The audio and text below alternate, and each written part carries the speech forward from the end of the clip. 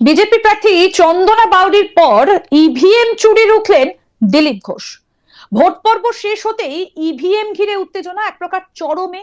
বীরভূমের বোলপুরে অভিযোগ, ইভিএম পাচার এবং পাল্টানোর চেষ্টাকে কেন্দ্র করে তুমুল বিক্ষোভে সরগরম হয়ে ওঠে এলাকা। আর এই ঘটনাকে এবার বড় ইস্যু করে মাঠে নামলো বিজেপি প্রার্থী দিলীপ ঘোষ। ভোট শেষ হবার পর জয়দেব থেকে ইভিএম গুলো বোলপুরে আনা হচ্ছিল একটা গাড়িতে করে। অভিযোগ, সেই গাড়িতে ছিলেন না কোনো সেক্টর অফিসার বা নিরাপত্তারক্ষী। এই ঘটনায় সন্দেহের জন্ম দেয় যে বিজেপি প্রার্থী দিলীপ ঘোষ এবং তার সঙ্গীদের মনে। নির্বাচনী প্রক্রিয়ার স্বচ্ছতা নিয়ে প্রশ্ন তুলে তারা দাবি করেন, ইভিএম নিয়ে এই ধরনের অসুরক্ষিত পরিবহন গণতন্ত্রের জন্য বিপজ্জনক সংকেত। এরপরই শুরু হয় ধাওয়া। বিজেপির কর্মী সমর্থকরা সন্দেহভাজন গাড়িটিকে তাড়া করে এবং শেষ পর্যন্ত সেটাকে আটক করে। ঘটনাস্থলে উত্তেজনা দ্রুত ছড়িয়ে পড়ে। বিজেপির অভিযোগ, পরিকল্পিতভাবে ইভিএম পাচার বা বদলানোর চেষ্টা হচ্ছিল, যা ভোটের ফলাফলকে প্রভাবিত করতে পারে। এই দাবিকে সামনে রেখে সরব হন দিলীপ ঘোষ নিজেও। তিনি অভিযোগ করেন, প্রশাসনের একাংশ নিরপেক্ষ ভূমিকা পালন করছে না, যা ভোটের নির্ভরযোগ্যতা নিয়ে বড় প্রশ্ন তুলছে। কি বলছেন বিজেপি প্রার্থী দিলীপ ঘোষ, শুনবো। মানুষ যে ভোট দিয়েছে, যেহেতু 95% ভোট হয়ে গেছে, তৃণমূল হয়ে গেছে, সেই অরিজিনাল ইভিএম গুলোকে পাল্টিয়ে তার জায়গায় এই ইভিএম গুলোকে ভরে দিয়ে আর যে ষড়যন্ত্র করে ক্ষমতায় আসতে চাইছে তৃণমূল, তাতে এরা সহযোগী। এরা আদৌ সরকারি কর্মচারী কিনা আমি জানি না, বা সরকারি কর্মচারী হলেও তৃণমূলের দালাল।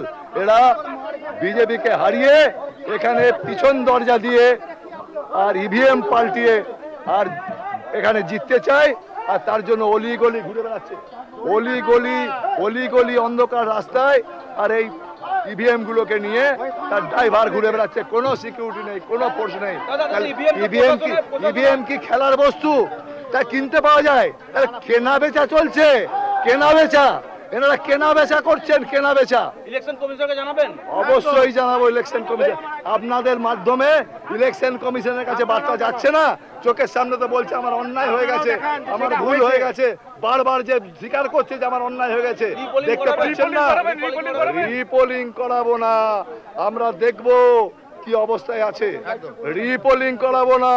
যারা ভাবছে আর ভোট ভেস্তে দিয়ে রিপোলিং হবে, তা হবে না।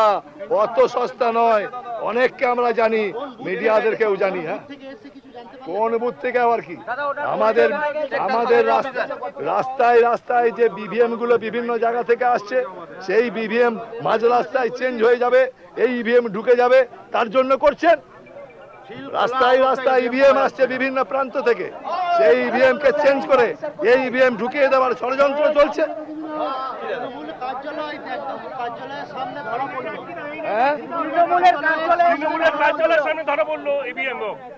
বলছি তো, তৃণমূলই তো কর্তা। আর এখানকার যে কর্তা ব্যক্তিরা রয়েছেন, যারা নির্বাচন করাচ্ছেন, তারাও তৃণমূল হয়ে গেছেন। তো নিস্তার নেই। ওরা ভাবছেন এইভাবে পার পেয়ে যাবেন, পার পাবেন না। রাজ্য পুলিশের ভূমিকা নিয়ে কি বলবেন? রাজ্য পুলিশের ভূমিকা, রাজ্য পুলিশ তো তৃণমূলের দলদাস। তারা তো খালি খাকি মূর্তিটার অপমান করার জন্য আছে। খাকি মূর্তিটা সাংবিধানিক, সেটা অপমান করার জন্য আছে। ওই তো তৃণমূলী চাদর পরে আছে গায়ে, সব তো তৃণমূলী।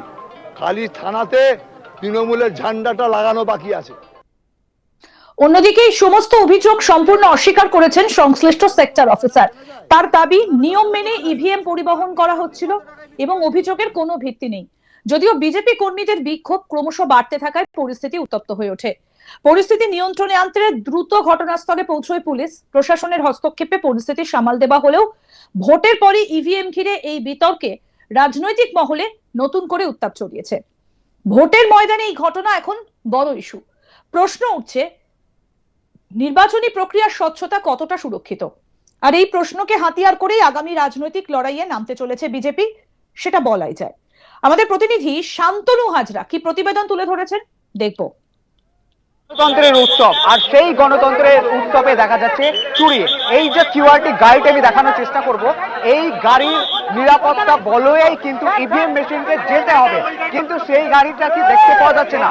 বোলপুর বিধানসভা কেন্দ্রের যে ভারতীয় জনতা পার্টির প্রার্থী রয়েছে, সেই প্রার্থী কিন্তু মূলত দাবি তুলছেন যে এই যে অম্নি গাড়িটি রয়েছে, এই যে অম্নি গাড়িটি, এই অম্নি গাড়িটি হচ্ছে on duty election Bolpur Sriniketan DB block. তার গাড়ির নাম্বারটি হচ্ছে WB48F9836। এই গাড়িটিকে, গাড়ির মধ্যে রয়েছে ইভিএম মেশিন, সেই মেশিন কিন্তু খোলা রয়েছে বলে অভিযোগ। সাথে সাথে বলা হচ্ছে যে এটি ডেমো ইভি মেশিন, যেখানে দেখা গিয়েছে যে তৃণমূল কংগ্রেসের ভোট এখানে অলরেডি দেওয়া আছে। এই ধরনের বিস্ফোরক অভিযোগ করছে ভারতীয় জনতা পার্টির নেতৃত্বরা। তারা এই বিষয়ে এখন ঘিরে রেখেছে পুরো বিষয়টিকে। এই যে গাড়ির চালক, তাকে কিন্তু যখন আইডেন্টি জিজ্ঞাসা করতে হয় তখন তাকে কিন্তু কোনোভাবে তার কাছে সদার্থক উত্তর কিন্তু মেলেনি, উল্টে তিনি ক্ষমা চেয়েছেন। তার মানেটা কি? যদি গণতন্ত্রের উৎসব, ভোট প্রক্রিয়া, সংবিধান, সেখানে যদি চুরি করার পর ক্ষমা চেয়ে নেওয়া হয়, তাহলে বারবার সাংবিধানিক যে নির্বাচন, সেই নির্বাচন নিয়ে প্রশ্ন উঠবে। ঠিক আছে, এই যে দেখছেন আমাদের কেন্দ্রীয় সেন্ট্রাল ফোর্স, বারবার অমিত শাহ এসেছেন এবং বলেছেন যে নির্বাচন সুষ্ঠু এবং শান্তিপূর্ণ হবে। তার জন্যে প্রায় 173 কোম্পানি সেন্ট্রাল ফোর্স রাখা হয়েছে। স্বরাষ্ট্রমন্ত্রী দপ্তর বলেছেন বারবার যে কেন্দ্রীয় বাহিনীর সামনে কিন্তু স্বচ্ছ নির্বাচন হবে। আমরা কোথাও কোথাও দেখেছি যে কেন্দ্রীয় জওয়ানরা আহত হয়েছে, কোথাও কোথাও কেন্দ্রীয় জওয়ানদের কিন্তু যে একেবারে যে যাদের বীরত্বতা, সেটাও আমরা দেখেছি। রীতিমতোই একেবারে বলা যেতেই পারে যে প্রথম দফার নির্বাচন বাংলার বুকে, সেই নির্বাচনের মাঝেও কিন্তু বীরভূম অশান্ত হয়ে উঠেছে। দেখা গিয়েছে যে লাভপুরের বিজেপি প্রার্থী, তাকে মারধর করা হয়েছে। তার সাথে সাথে দেখা গিয়েছে যে দুবরাজপুর খয়রাসোল সিআরপিএফ জওয়ানদেরকে কিন্তু মারা হয়েছে, যেখানে মুখ্যমন্ত্রী মমতা বন্দ্যোপাধ্যায় বারবার বলেছিলেন যে রাফেল আনা হোক, এখানের কামান আনা হোক, কিন্তু এত জওয়ান থাকা সত্ত্বেও বাংলার ভোট ভায়োলেন্স আটকাচ্ছে না, এটা একেবারে স্পষ্ট চিত্র। আবারও দেখলাম বোলপুর বিধানসভা কেন্দ্রের মধ্যে একেবারে গাড়ি করে ইভিএম, ডেমো ইভিএম মেশিন নিয়ে যাওয়া হচ্ছিল একেবারে অন্ধগলি রাস্তা দিয়ে। এইটাই হচ্ছে সবচেয়ে বড় প্রশ্ন। যদি ভারতীয় জনতা পার্টির যে কর্মীরা রয়েছে এই গাড়িটি ধরতে না পারলে, তারা কিন্তু বিধানসভা নির্বাচনে 4 মে যে নির্বাচনের ফলাফল, তাতে কিন্তু ত্রুটি থাকতো একেবারে বলা যেতে পারে। অর্থাৎ ভোট পর্ব মিটতে এবার আবার উত্তেজনা চরমে। আর এবার হচ্ছে ইভিএম চুরি রুখলেন চন্দনা বাউরির পর দিলীপ ঘোষ, বিজেপির আরেক প্রার্থী। গতকাল আপনাদের দেখিয়েছিলাম যে একটা গাড়ি ভর্তি ইভিএম উদ্ধার হয়েছিল এবং সেই গাড়ির পেছনের সিটের তলা থেকে তৃণমূলের পতাকা উদ্ধার হয়েছিল। চন্দনা বাউরি তিনি পুরো বিষয়টা প্রকাশ্যে আনেন এবং তার সোশ্যাল মিডিয়া অ্যাকাউন্টে সেটা পোস্ট করেছিলেন। এবার দিলীপ ঘোষ তিনি ধাওয়া করলেন, আর এই ঘটনাকে কেন্দ্র করে ইতিমধ্যেই মাঠে নেমে পড়লো বিজেপি। আরো আপডেট পেতে দেখতে থাকুন আজ তাক বাংলা, সাবস্ক্রাইব করুন, নোটিফিকেশন পেতে বেল বাটন অপশন প্রেস করুন।